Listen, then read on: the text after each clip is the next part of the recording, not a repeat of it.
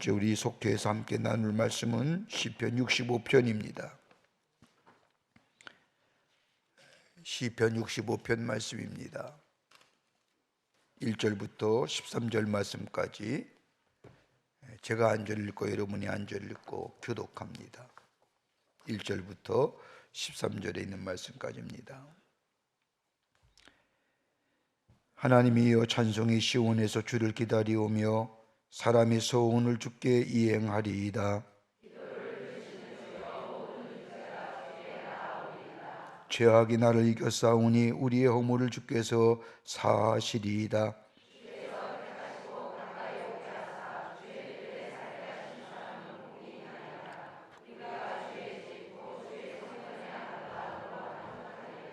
우리 구원의 하나님이시여, 땅의 모든 끝과 먼 바다에 있는 자가 의지할 주께서 을을 따라 어미하신 일로 우리에게 응답하시리이다.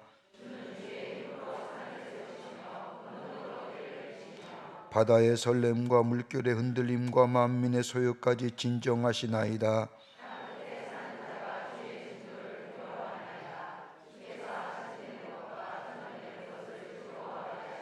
땅을 돌보사 물을 대어 심히 윤택하게 하시며 하나님의 강에 물이 가득하게 하시고 이같이 땅을 예비하신 후에 그들에게 곡식을 주시나이다.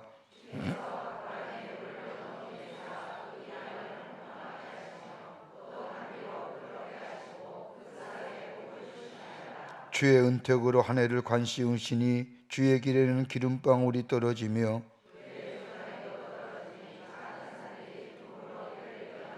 같이 읽겠습니다. 초장은 양떼로 옷 입이 뽑고 곡식으로 덮였음에 그들이 다 즐거이 외치고 또 노래하나이다. 아멘.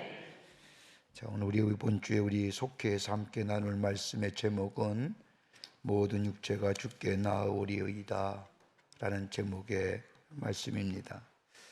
이 모든 육체가 주께 나온다는 것은 모든 사람들이 다 하나님을 찬송하기를 나온다는 말씀이기도 하지요. 자, 65편의 말씀은 여러분 감사의 시편입니다. 찬양과 감사의 시편이지요. 하나님의 영광과 더불어 하나님의 하신 일에 대해서 찬양하며 감사를 고백하는 시편입니다.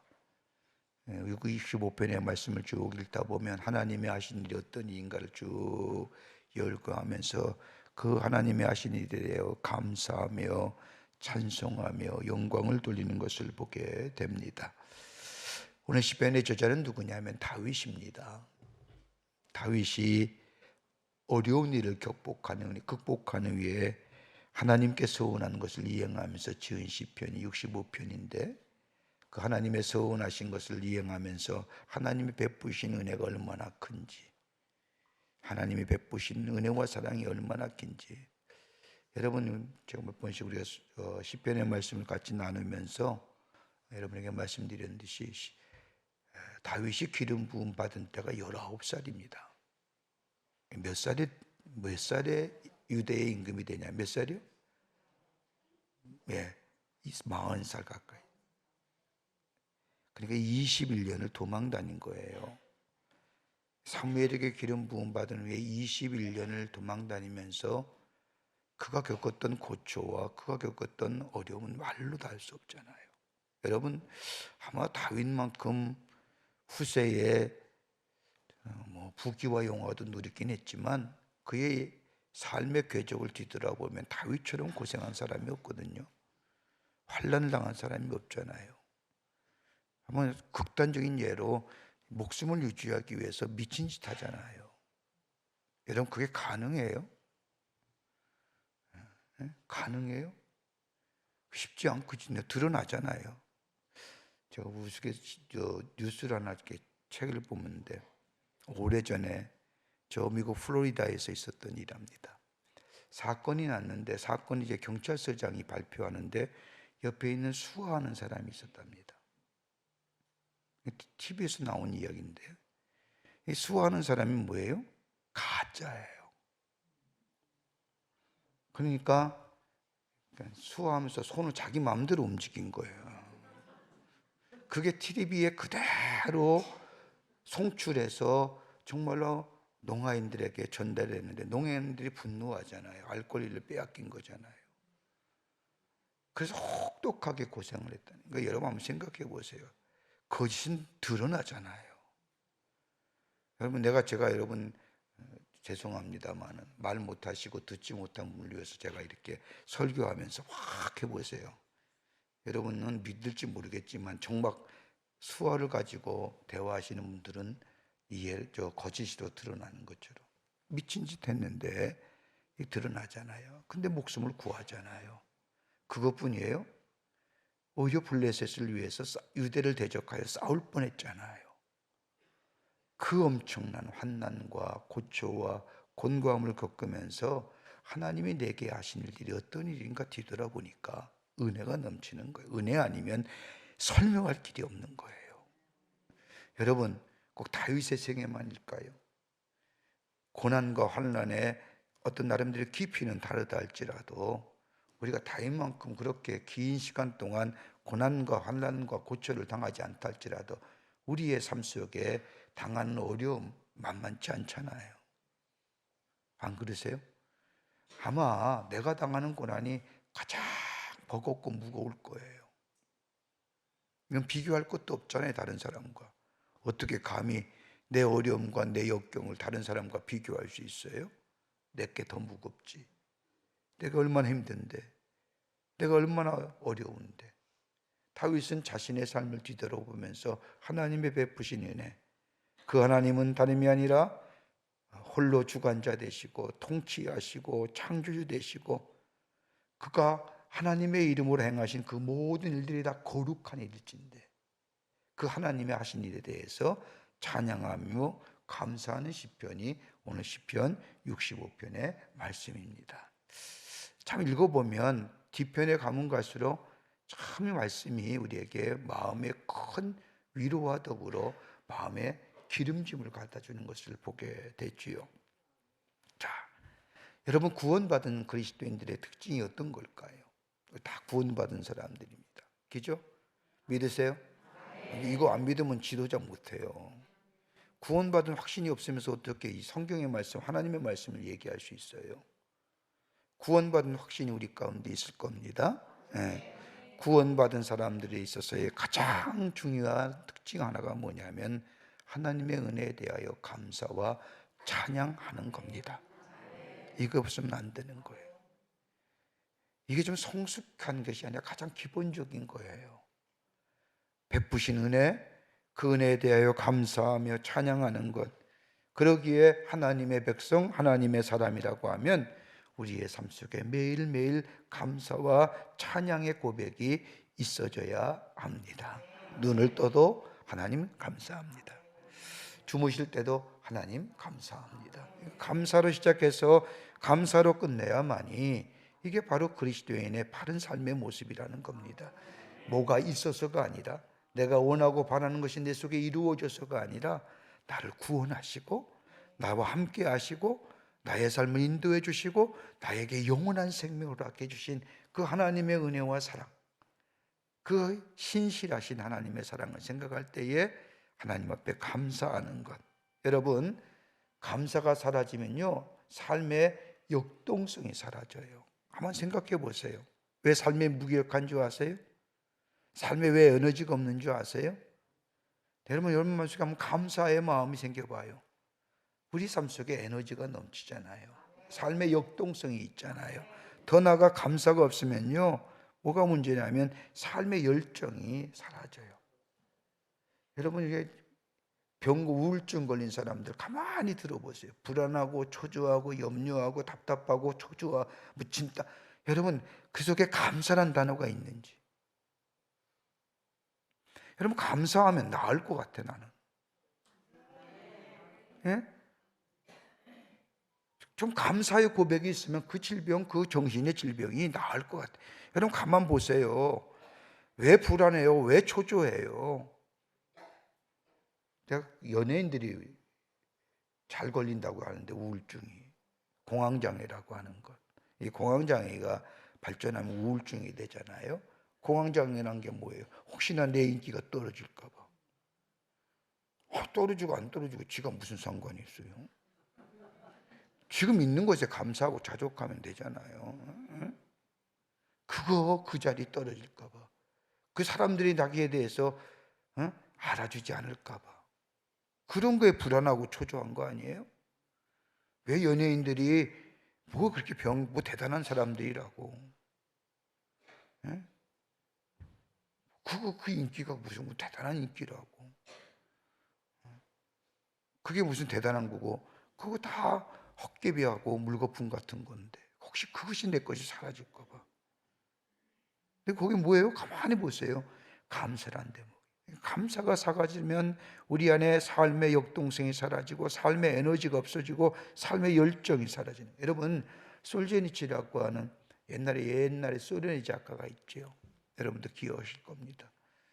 근데 이분은 저 구소련의 공산주의 세계를 경험한 사람이고, 또 미국으로 건너와서 미국의 자본주의 사회를 경험한 사람입니다. 그 미국에 건너와서 몇 해를 사는 후에 얘기한 게 하나 있죠. 내가 공산주의 사회에서 없는 두 가지를, 공산주의에 없는 두 가지를 내가 발견했다는 거예요. 하나는 뭐가 없냐? 감사가 없는 거예요. 또 하나 용서가 없는 거예요. 여러분, 감사가 없지요. 가끔 이렇게 사회주의 영향을 받아서 사는 사람들, 나라들 가만히 보면 정말 감사라는 게 없어요. 지극히 당연한. 여러분, 우리의 인생에서 지극히 당연한 것일까요? 여러분, 구원받은 게 지극히 당연해요? 아니잖아요. 내가 영원한 생명을 얻는 거 지극히, 아니, 천만의 말씀이에요. 내가 구원받고 영생을 얻는다는 것이 내 의요, 내 공로요, 내 대가요? 아니잖아요. 전적인 하나님의 은혜이잖아요. 그리고 감사할 수밖에 없잖아요. 여러분, 세상에는 세 부류의 사람이 있다고 하죠. 하나는 배은망덕한 사람, 감사의 조건이 많음에도 불구하고 감사를 망각하고 산 사람, 이 배은망덕한 거예요. 뿐만 아니라 은혜를 원수로 갚는 사람이죠. 참 못된 사람이에요. 못된 사람이에요. 교회도 그런 분 가끔 있어요. 네? 교회가 그렇게 진심으로 돕고 세워지기를 애쓰고 얼마나 기도하면 정말 떠날 때는 그냥 바람처럼 떠나더라고. 찬바람 쌩쌩 내면서 말이에요.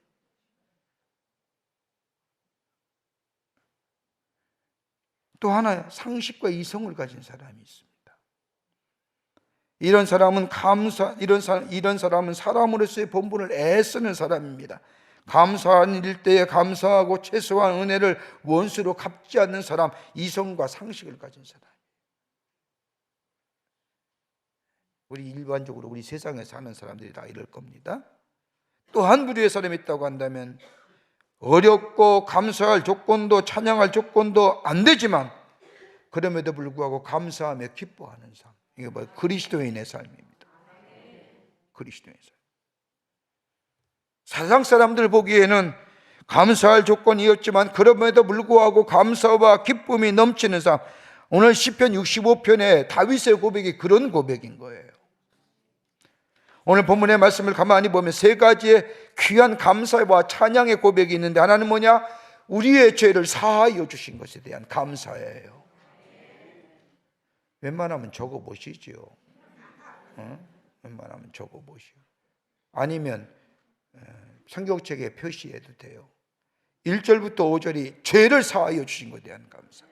두 번째는 풍성한 속출을 두 번째는 우주 만물을 다스리고 주관하실 뿐만 아니라 구원받은 백성들을 당신의 거룩한 전에 거하게 하신, 여러분 예배하게 하신 하나님에 대한 감사. 여러분, 예배도요, 내가 의지적으로 나오는 사람이 아니에요. 저는 분명히 그걸 믿어요. 성령께서 여러분의 마음을 감동시키지 아니하면 예배 죽었다 깨도 못 나와요. 가능해요? 아침에 뭐 남들 다 자는데 이렇게 새벽에 이른 아침부터 부산 떨면서 머리하고 얼굴 찍어 바르고 입술에 빨간 거 바르고, 여러분 그게 가능한 일일까요?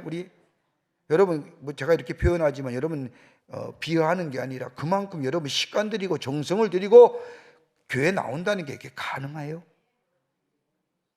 쉽지 않잖아요.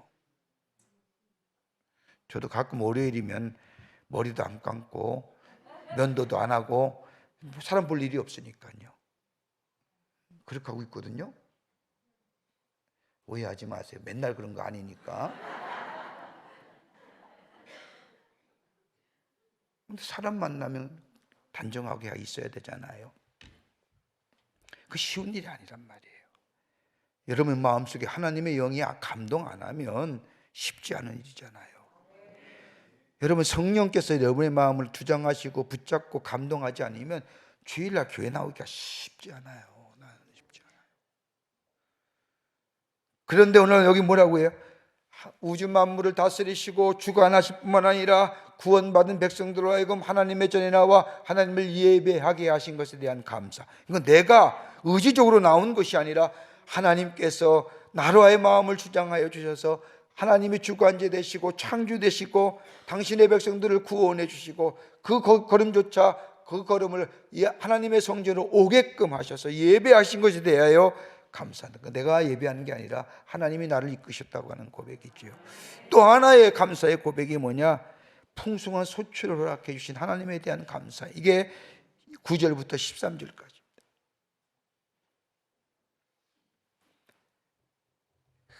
그러면서 이 다윗의 고백은 인생에서의 참된 만족과 복은 어디 있느냐? 멀어졌던 하나님 앞에 가까이 나아갈 수 있는 일, 이것이야말로 인생에서의 참된 복과 만족이 있다고 고백하는 겁니다. 나는 우리 모든 우리 인도자들이 이런 고백이 여러분의 고백이 되기를 간절히 바랍니다. 하나님 앞에 나아가는 것이 참된 만족과 기쁨이요 내 인생의 복이라고 하는 거예요. 여러분 복 아니에요? 하나님 앞에 나아가서 하나님을 보고 하나님을 이름을 부르고 기도한다고 하는 자체가, 여러분 우리의 인생이 홀로 가는 인생 아니에요? 저는 아무리 생각해도 혼자 가는 길 아니에요? 아무리 옆에 아내가 있고 남편이 있고 아이들도 있지만 엄밀하게 따지면 내 인생 내 홀로 걸어가는 길 아닙니까? 이렇게 얘기하면 뭐라 그럴지 모르겠지만, 그러나 그 인생에 가는 길에 하나님이 함께 하시고 도우시고 지키시고 보호해 주신다는 그 은혜가 하나님 앞에 가까이 나아갈 수 있는 것이 인생의 참된 만족과 복이라는 겁니다. 이 복은 어디서 가능해요? 예수 그리스도 안에 있을 때만이 가능합니다. 어떻게? 예수께서 우리의 죄를 위하여 십자가에 달려 들어가심으로 하나님과 우리와의 단절된 관계를 회복시켜 주시고, 저 지성소와 성소를 가리던 휘장을 가로 자르셔서 누구나 다 하나님의 전에 들어가 하나님 앞에 예배하며 하나님을 아바 아버지라 부르며 하나님 앞에 기도할 수 있다고 하는 그 놀라운 관계의 회복을 허락해 주신 예수 그리스도 안에서만이 가능하다는 겁니다. 이걸 얘기하는 거예요. 자, 구체적으로 그러면 어떤 것이 복이 있느냐? 오늘 65편 여러분의 공과를 보면서 첫째는 부르심의 은혜에 만족하는 자가 복이 있다는 겁니다.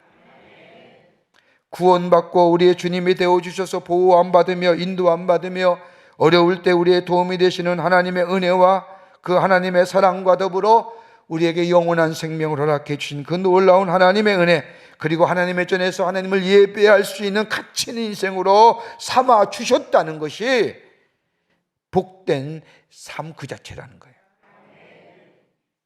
여러분 한번 생각해 보시자고요. 우리 곰곰이 우리가 예수 안 믿으면 우리의 인생이 그만큼 가치 있는 인생이 됐을까요? 여러분 예수 안 믿으면 복이 가치 있는 인생이 있을까요? 우리가 자랑할 게 뭐 있을까요? 내가 배운 것, 내 미모, 내 가진 것들, 이것 가지고 내 인생에 가치가 있다고 얘기할 수 있을까요? 아니잖아요. 저는 그건 아무것도 아니잖아요. 그러니까 우리의 삶 속에 인생의 가치 있는 인생의 기준이 도덕과 윤리가 아니란 말이죠. 도덕과 윤리는 가장 기본적인 거 아니에요. 인간이 인간답게, 인간이 인간다운 거예요. 인간이 인간만 된 거예요. 우리에겐 그건 아니잖아요. 우리 안에 일그렸던 하나님의 영상이 회복되고 하나님과 함께 더불어 살며 인도함 받으며 내 속에 수시로 찾아오는 죄와 죄의 유혹을 넘어서고 하나님의 거룩한 영에 인도함 받는 삶으로 내 삶 속에 의미가 있고 가치가 있고 열매가 맺어지되 선한 열매가 맺어지고, 여러분 이만큼 우리가 가치 있는 인생이 됐다고 하는 사실, 여러분 이것만 해도 우리의 인생의 자체의 존재의 가치가 달라졌다는 것만 해도 하나님 앞에 감사할 조건이 아니냐는 얘기예요. 여러분 그러기에 좀 그리스도인으로서의 어깨 피고 좀 다니셔야 되는 거예요. 우리는 존귀한 자라고.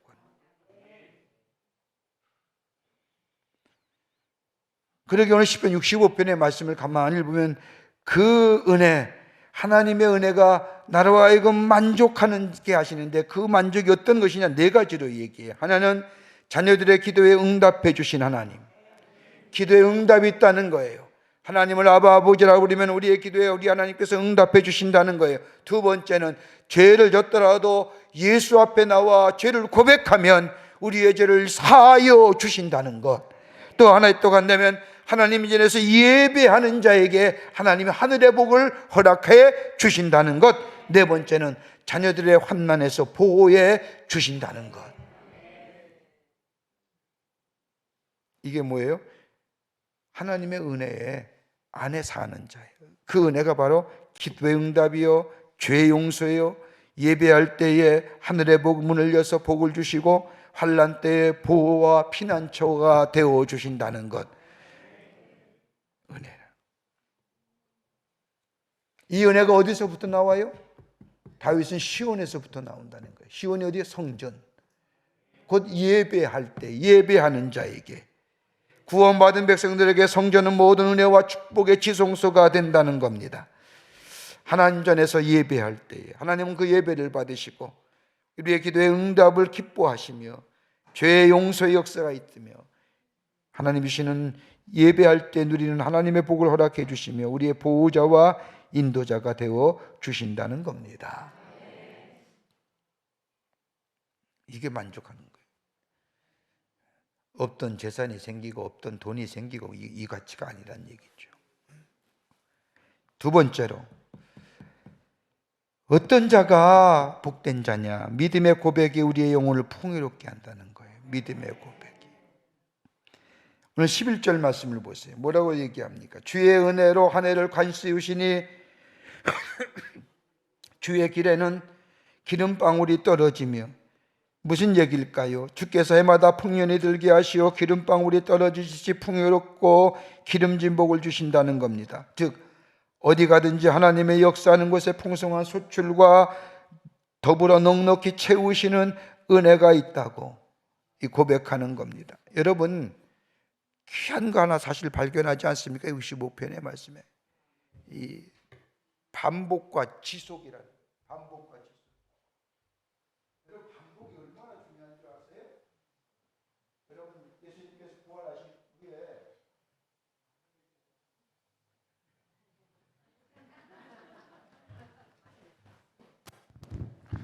예수님께서 부활하신 후에 베드로를 찾아가시잖아요. 베드로를 찾아가시면서 조반을 챙겨놓고 저들을 부르셔서 베드로에게 말씀하시죠. 내가 나를 사랑하냐 세 번 물으시잖아요. 가만 성경의 말씀에 뭐랄까요, 고조 이모셔널 느낌을 가만히 이렇게 하면 내가 나를 사랑하느냐, 내가 나를 사랑하느냐, 내가 사랑하느냐, 반복적인 질문이잖아요. 여러분 베드로의 고백이 어땠을까요? 첫 번째와 두 번째 고백은 주께서, 주님 아시지 않습니까? 내가 주님 사랑하는 거. 주님이 아시잖아요. 주님 사랑하는 거. 근데 세 번째, 내가 나를 사랑하느냐 질문에 뒤통수 맞는 거예요. 그러니까 행간을 좀 읽어보자. 행간을 통 맞는 거예요. 내가 정말 사랑하냐? 이제껏 나를 위해서 예수를 사랑한 거지 내가 정말로 예수님을 사랑한다고 예수 사랑한 거 아니지 않느냐? 이런 반복이라고 하는 것이 얼마나 중요한지요. 여러분 속회도 그렇고요, 예배도 그렇고 기도의 생활도 그렇고요, 여러분 반복적인, 내가 의식을 갖든 의식하지 못하든 내 삶 속에 영적인 디스플린, 반복의 생활이 있으면 어느 순간에는 깊은 깨달음이, 그게 한순간에 내가 기도했다고 응답이 되고 주님 만나고 주님의 놀라운 은혜 안에서 내 삶이 변화돼, 아니에요. 여러분, 절대 인간이, 저는 참 염세적인 사람이라고, 뭐 부정적인 사람이라고 모르겠지만, 인간이 변하는 거 쉽지 않아요. 그나마 20년 신앙생활했기에 이 정도 변한 거예요, 우리가. 안 그래요? 여러분 한번 좀 냉철하게 생각해. 그나마 이렇게 한 것도, 여러분 어떤 사람이 이 아침에 9시, 10시까지 오라는데 오라는 사람이 어디 있어요? 이 아침에. 쉽지 않아요. 그런데 가만히 뒤돌아보세요. 내가 가만히 뒤돌아보니까 나 같은 성종을 가진 자가 그나마 오늘 이 자리에 와서 이렇게까지 하나님을 아버지라면, 내가 아버지가 둘도 아니고 셋도 아니고, 나를 태어나게 하신 아버지 이제 이미 세상을 떠나는데 아직도 내 아버지가 있다고 하는 사실에 감사하며, 여러분 이것만큼 기쁜 일이 어디 있어요? 이 신앙의 반복이, 이 연속성이, 지속성이, 우리가 나도 모르는 사이에 내 성품이, 내 인격이, 내 생각이 달라지게 만드는 거란 말이에요. 그러니까 감사의 고백도요, 내가 눈앞에 뭔가 있어져야, 하나님 감사합니다, 우리 하나님 최고야. 그건 누구나 할 수 있는 일이잖아요. 누구나 할 수 있는 일이에요. 예수를 안 믿는 사람도 눈앞에 뭐 갖다 주면 감사합니다, 할 수 있는 일이잖아요. 다윗은 그 얘기하는 게 아니에요. 내 삶 속에 하나님이 나의 삶 속에 지키시고 인도하시고, 내 삶 속에 동행하시고, 내 삶 속에 나도 모르는 사이 내 삶 속에 풍요로움과 풍성함을 허락해 주는 그 하나님의 은혜, 내가 몰랐지만 내가 깨닫고 보니 너무너무 감사한 거예요. 그러니까 감사의 고백이 있는 거예요. 그러기에 오늘 모든 육체가 다, 모든 사람이 창조되시고 이 땅의 주관자 되시고 이 땅의 주인 되신 하나님 앞에 감사의 고백을 드릴 수 있는 자, 우리의 삶이 바로 오늘 다윗이 65편을 통해서 우리에게 말씀하는 말씀이 바로 이 말씀입니다. 이 믿음의 고백, 감사의 고백이 우리의 영혼을 풍요롭게 해 주십니다 라고 하는 얘기예요. 여기에 여러분 뭐가 있어도 없어도 하박국 속의 고백처럼 외양간에 소가 없어도, 곡식에 소출이 없어도 나는 주여 하나님으로 만족하고 여러분 우리의 삶 속에 감사라고 하는 믿음의 고백이 있을 때에 우리의 삶이 풍요로움의 역사를 경험하게 됩니다. 하나 더, 오늘 본문 65편에 오늘 속해서 우리에게 가르친 말씀은 뭐냐? 하나님은 우리의 주관자 되어 주시기에 감사와 찬양이 있어야 한다는 겁니다. 하나님이 주인 되시기에. 자, 보세요. 주인 되신 내용이 어떤 걸까요? 9절 말씀에, 성경책을 보세요. 9절 말씀에 땅을 돌보사 물을 대어 심히 윤택해 하시며. 여러분 생각해 보세요. 이 다윗의 시편이 질 때가 어때요? 지금이야말로 저수지에다 물 가둬놓고 뭐 물을 대고 하지만 이때는 뭐예요? 천수답이에요. 하늘에서 비가 내려야만이 뭐예요? 농사를 질 수 있어요. 그래서 성경에 이른 비와 늦은 비의 얘기가 나오는 거예요. 세상을 주관자 되시는 하나님, 때를 따라 물된 동산같이 우리에게 물을 허락해 주시고 땅을 돌보사 물을 대오심이 윤택하게 하시며, 오직 세상의 창조주만이 하실 수 있잖아요. 10절 말씀이 뭐라고 해요? 주께서 밭고랑에 물을 넉넉히 대사 그 이랑을 평평하게 하시며 또 담비로 부드럽게 하시고 그 싹에 복을 주시나이다. 여러분, 싹 나는 것조차도 하나님의 주관하지 아니하시면 안 된다는 거예요. 예? 여러분, 꿀벌이 무슨 이렇게 해서 호박이 열리는 게 아니라, 예? 그것조차도 하나님이 하시지 아니하면 안 된다는 거죠. 여기에 이른 비를 내리셔서 물된 동산 같게 하시고 밭고랑에 물을 넉넉히 대다. 여러분, 얼마나 농사에 지금도 똑같은 거잖아요. 농사 지어 보셨죠? 보셨잖아요. 저도 농사를 졌거든요, 옛날에. 이렇게 얘기하면 거짓말하지 마세요. 농사 졌거든요. 제가 고등학교 때 저 거창에 가서 농사 졌거든요. 학교 논이 있어서. 그게 모 심고 비료 주고 거머리도 물려보고 저 2년 동안 다니면서 이렇게 때마다 학교 농장에서 농사, 그때는 뭘지 모르지만 지금 보니까 노동력 착취예요. 그때는 그냥 실습이고 훈련받고 뭐 학교에 무슨 뭐 킵주같이 이스라엘의 공동체 생활 뭐 이런 거 얘기하면서 아주 우리 선생님이 아주 명분 있게 얘기하지만 지금 돌아보니까 애들 데리고 노동력 착취한 거예요. 지금 같으면 고소와 고발하면. 근데 그러고 다 했거든요. 사과나무 가지도 접붙이기도 하고 자르기도 하고 추수하기도 하고 낫에 손 비워보기도 하고. 근데 저는 그런 경험이 있거든요. 근데 여러분 생각해 보세요. 오늘 다윗이 고백하는 하나님의 창조 되신 주권자 되신 하나님의 모습이 어떤 거냐? 밭고랑에 물을 넉넉히 대시고 그의 땅을 평평하게 하시며 단비로 부드럽게 하시고 그 싹에 복을 어떻게 이렇게 지도 농사 졌나 보면 접었나 봅니다만 이렇게 표현할 수 있을까? 그 다음에 11절 말씀에 주의 윤택으로 한 해를 관씌우시니 주의 기름은 기름방울이 떨어지며, 이 말은 뭐예요? 해마다 풍년이 들게 하시어 기름방울이 떨어지듯이 풍요롭고 기름진 복을 주신다는 거예요. 참 하나님이 계시는 역사하신 곳에는 풍성함과 풍요로움의 역사가 있는 거예요. 그 다음에 12절 말씀에 가서는 뭐 얘기해요? 목축을 얘기해요. 들의 초장에도 떨어지는 작은 산들이 기쁨으로 띠를 띠네이다. 아주 수사학적인 표현이잖아요. 여기 보세요. 들의 초장에도 뭐가 떨어져요? 하나님의 은혜가, 하나님의 사랑이, 작은 산들이 기쁨으로 띠를 띈다는 뭐예요? 소나 양이 먹이를 위한 적절한 목축지가 됐다는 거예요. 여러분 산에도 풀들이 뭐 먹고 살아요?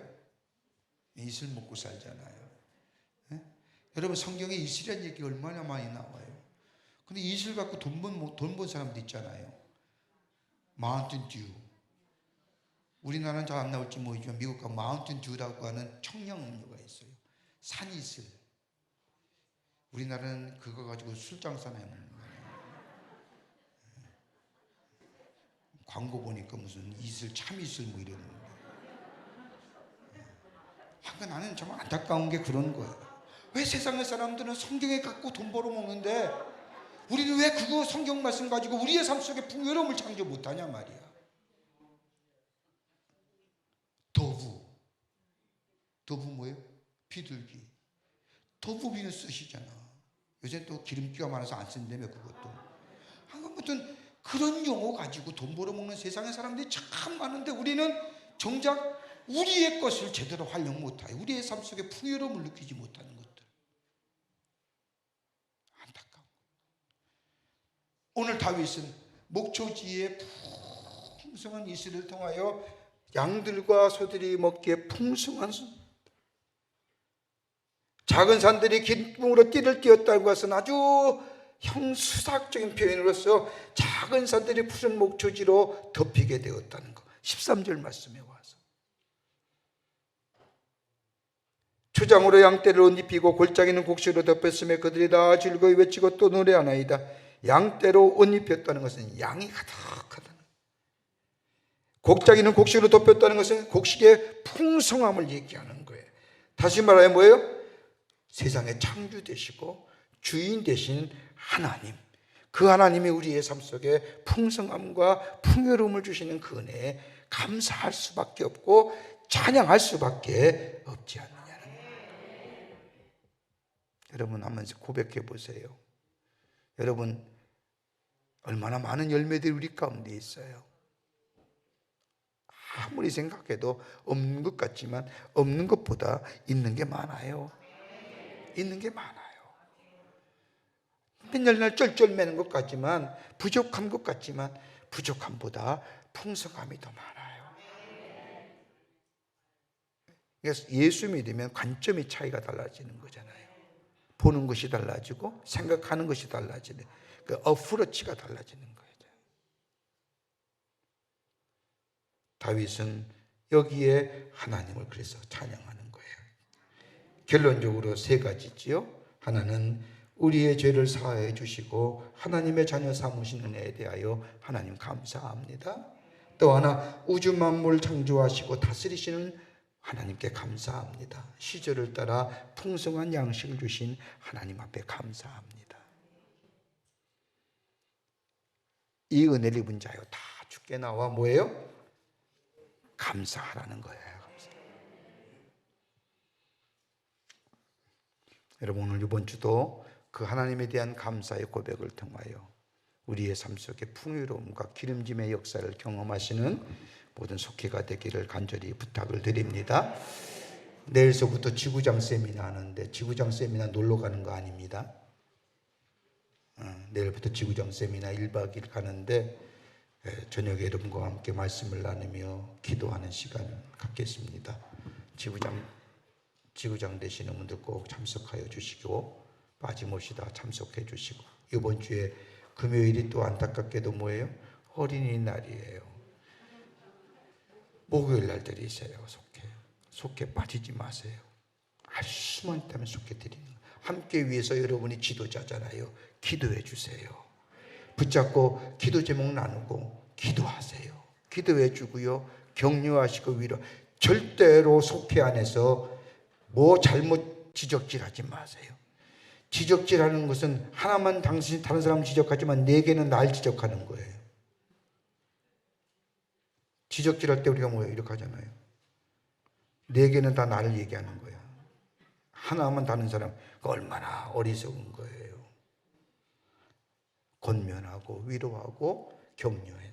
그래서 속죄 예배일 때마다 기쁘게 함께 더불어 하나님을 찬송하며 예배하며 말씀을 나누는 귀한 속죄가 되기를 바랍니다. 기도하시겠습니다.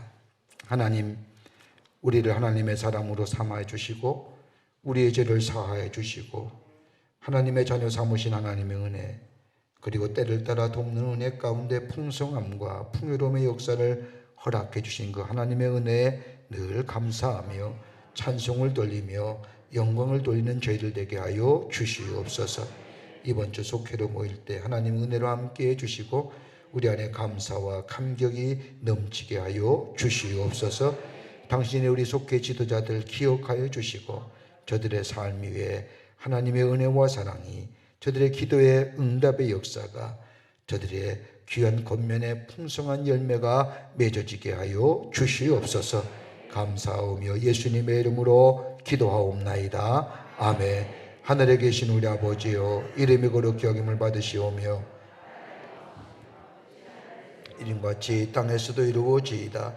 오늘날 우리에게 일용할 양식을 주옵시고 죄진 자를 사하여 준 것 같이 우리의 죄를 사하여 주옵시고 우리를 시험에 들게 하지 마옵시며 다만 악에서 구하옵소서. 대개 나라와 권세와 영광의 아버지께 영원히 있사옵나이다. 아멘.